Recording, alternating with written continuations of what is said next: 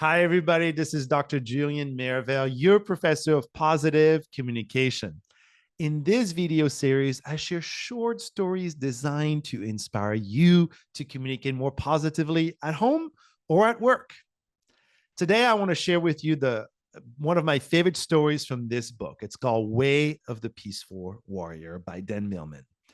And a lot of great things in the book, but there's one little moment in the book that I really love. The short story of the book is simple. It's the story of a college student who has everything in the world to be happy. He is a top athlete. He is academically doing well, but somehow in the middle of the night, he wakes up in a very dark place. He's kind of facing a deep depression. So the name of the character is Dan. Dan goes on a run one evening in the middle of the night and ends up at a gas station. And in that gas station, through some significant event, ends up, I don't want to tell you everything, through some significant event, meets a character named Socrates.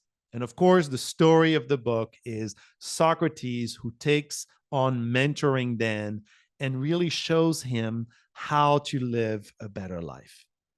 Well, at one point of the story, Socrates gets a little bit sick and tired of his mentee, if you will. And so he tells Dan, you know what? You're just talking, you're just babbling your mouth, you're just saying things just to say them. Why don't you go sit on a rock for a little bit? And when you have something meaningful to share with me, you're welcome to come back.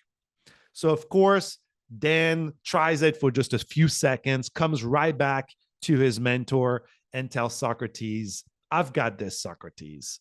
Love is what really matters in life. Socrates is not impressed. He tells Dan to go back to the rock and sit for a little bit longer. And so, of course, Dan tries to fight the exercise, but in the end, he goes and sits on this rock and starts pondering the meaning of the exercise. He says, what do I really have to share with my mentor who's invested so much in me that would be of value? What can I add to any meaningful conversation here? What can I say that would really make a difference?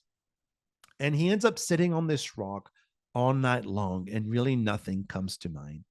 But in the morning, something happens.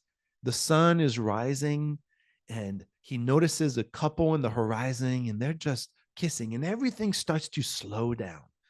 And he notices it. So he rushes to Socrates and says, Socrates, Socrates, I've got this now. I've got it. There are no ordinary moments.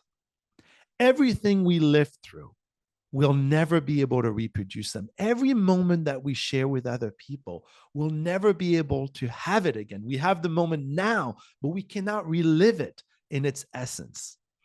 And that to me is part of the beauty of communication and human interaction is once we have the interaction, we can really never have it again. We can meet with the same people, but it will never be quite the same. So when you think about communication, when you think about relationships, what if you approached those interactions with that basic principle? There are no ordinary moment. Every moment in some shape or form can be extraordinary.